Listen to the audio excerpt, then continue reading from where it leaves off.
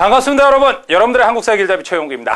자, 오늘부터 하는 부분은 바로 어느 부분이 되냐면 여러분들 근현대사 부분 들어가죠. 근현대사라면 우리나라 개항기부터 시작해갖고 무엇이 된다, 우리나라가 망해가고 그 다음에 해방 이후까지 얘기를 드리는 부분이 됩니다. 자, 그래서 오늘 그 첫 주제로 들어가는 부분은 바로 여러분들이 잘 알고 있는 흥선대원군에 대한 부분이 됩니다.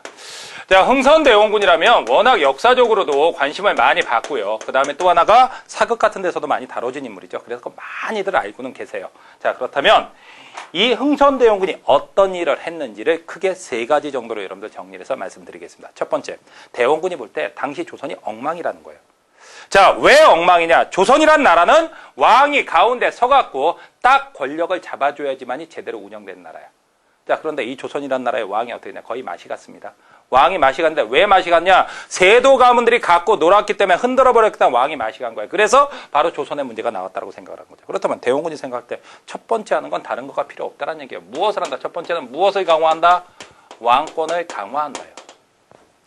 자, 왕권을 강화하기 위해서 대원군이 생각한 건 무엇이냐? 일단 왕권을 흔들었던 게 바로 안동김씨 같은 세도 가문이니까 세도 가문을 싹 쓸어버립니다. 그리고 그 자리에다 새로운 인재들을 앉히게 돼요. 이때 대원군이 했던 말이 있습니다. 무슨 말을 했느냐? 나는 천리를 끌어다 지척으로 삼겠으며, 여러분들 천리를 끌어다 지척으로 삼겠다는 얘기는 뭐예요? 천리 밖에 쫓겨나 있는 인재들을 데려다 쓰겠다는 얘기입니다. 지척에다 놓겠다.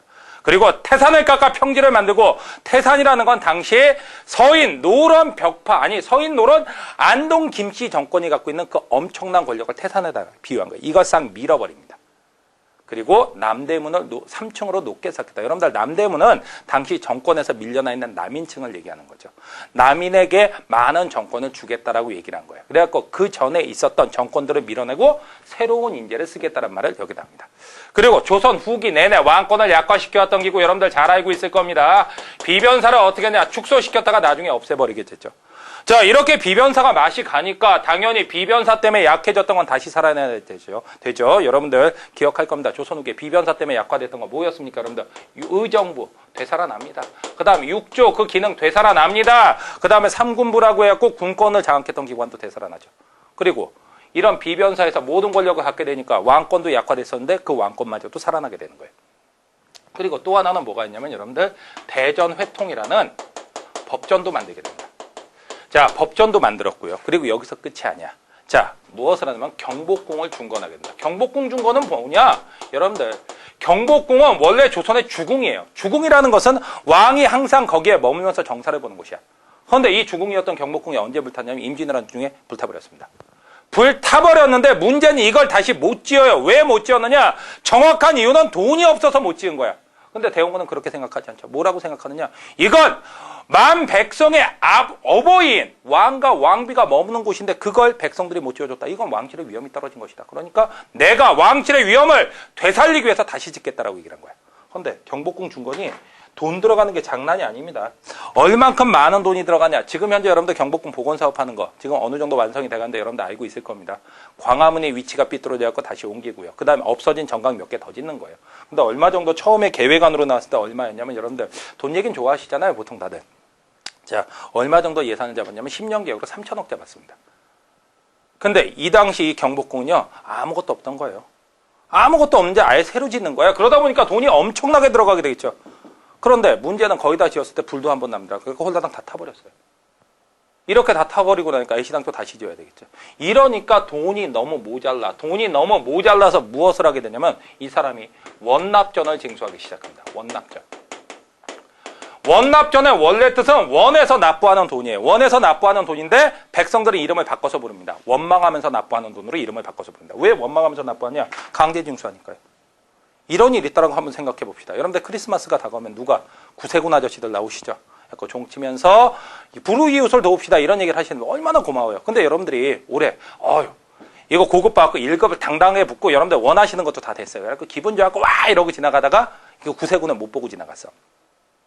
근데 갑자기 구세군 아저씨가 모자를 쓱 벗으시니 부릅니다. 저 같은 사람이 딱 나가고 아그야 부르죠. 그러면 저요 하고 딱 보니까 갑자기 종을 여러분들 휙 집어던지 뒤에서 쇠파이프 딱 꺼내죠. 보이냐 안 보이냐 내고 가라잉. 이러면 이거 강제징수하는 거죠. 이러면 원망하면서 낼 수밖에 없습니다. 분명히 기부금인데 이걸 원망하면서 낸다 했고 원납전이라고 부릅니다. 백성들. 원에서 납부하는 돈이 아니라 원망하면서 납부하는 돈이 되죠. 그 다음에 또 하나는 당백전이라는 거거든요.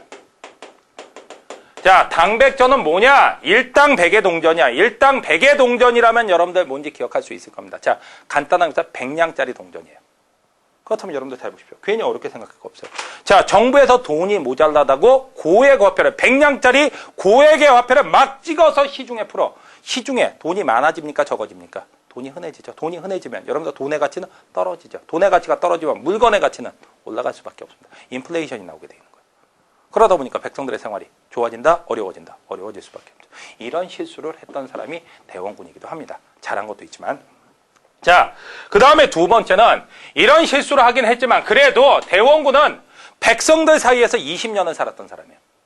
그래서 백성들이 무엇을 원하는지 제대로 알고 있습니다. 그래서 이 사람이 나왔던 것이 민생안정책을 들고 나가게 된 거예요. 민생안정이라니 무슨 얘기냐? 당시 백성들이 힘들어하는 걸 없애주면 돼요. 민생안정은. 뭘 힘들었냐? 양반들의 횡포가 힘들었어. 그리고 또 하나, 삼정의 문란 여러분들 알고 있죠? 전정군정 환국의 문란. 이것 때문에 백성들이 너무 살기가 힘들었던 거야. 이걸 해결해 줘야 됩니다. 그래서 첫 번째 한 거 서원 정리합니다. 서원 정리라니 무슨 얘기냐? 여러분들 서원들은 양반들이 모여 있는 곳이죠. 양반들이 모여서 이놈들이 이 서원에서 백성들 끌어다가 두들겨 패기도 하고 수탈도 했었던 거야. 전국에 600여 개소가 있었는데 이걸 싹 밀어버리고 47개소만 남깁니다. 양반들이 찬성하겠습니까? 반대하세요? 반대하고 난리가 납니다. 난리가 나도 대원군이 한마디죠. 만약에 공자가 다시 살아온다 할지라도 백성들한테 해를 끼친다면 내가 용서하지 않겠다. 그 누구라도 백성들한테 해를 끼친 놈은 내가 용서하지 않겠다. 오, 카리스마가 장난이 아닙니다. 이러니까 백성들은 좋아하겠습니까? 싫어하겠습니까? 좋아하죠. 그 다음에 또 하나는 뭐가 있느냐? 여러분들 호포제라는 걸 시행을 해요.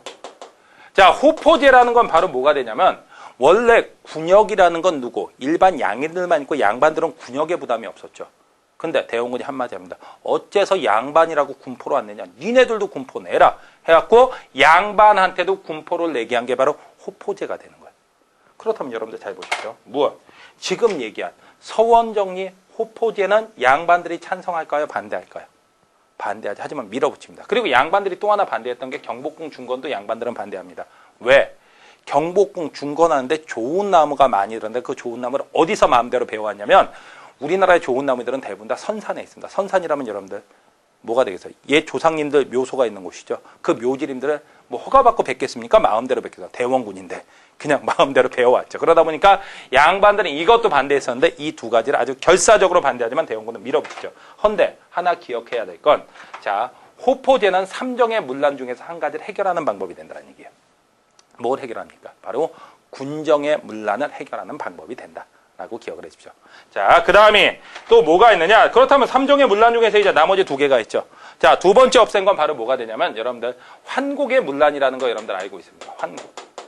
환곡 이거 고리대화돼갖고 백성들을 괴롭히고 있었죠. 이것도 내비두면 된다 안 된다. 그래갖고 없앱니다. 그리고 사창제로 바꿔요. 환곡과 사창은 어떻게 보면 똑같은 제도입니다. 왜? 봄에 곡식을 빌려줬다가 가을에 돌려받는 제도니까.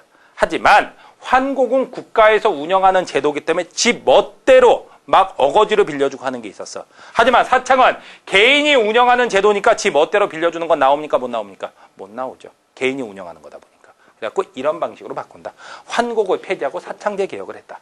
그 다음에 또 하나는 그렇다면 여러분들 군정의 문란과 환곡의 문란은 해결했습니다. 그렇다면 이제 나머지 전정의 문란이 남았죠. 삼정의 문란 중에서. 그건 바로 무엇으로 하냐면 전정의 문란을 해결하려면 누가 얼만큼의 세금을 내야 되는지 정확하게 알고 있어야 돼요. 그러려면 누가 얼만큼의 땅을 갖고 있는지 알아야 되겠죠. 그래갖고 무슨 사업을 하게 된다? 양전 사업을 하게 된다. 양전이라는 건 토지를 측량하는 사업이죠. 이런 걸로 전정의 문란도 해결하려고 듭니다. 그래서 여러분들이 조심해야 돼요. 대원군의 민생 안정책을 보면 크게 두 갈래로 갈라집니다. 하나는 양반들의 특권을 제한하는 것. 그래갖고 여러분들 서원정리와 호포제. 하지만 이 호포제부터는 또 하나의 특징이 바로 뭐가 된다? 삼정의 문란을 해결하는 방식이 된다. 호포제는 바로 무엇에? 군정의 문란을. 그 다음 환곡의 문란은 사창제로 대체하면 되고 그 다음에 전정의 문란을 해결하기 위해서 바로 양전 사업을 했다. 이렇게 여러분들 기억을 해두십시오. 자, 그렇다면 대원군이 이런 걸 통해서 원했던 건 무엇을 하는 거냐? 여러분들 대원군이 원했던 건 다른 거 아닙니다. 무엇을 강화해서? 왕권을 강화해서 체제 안정으로 간다는 얘기예요. 왕권 강화와 민생 안정책을 통해서 대원군이 추구했던 것은 왕권을 강화해서 체제 안정으로 간다는데 이 말을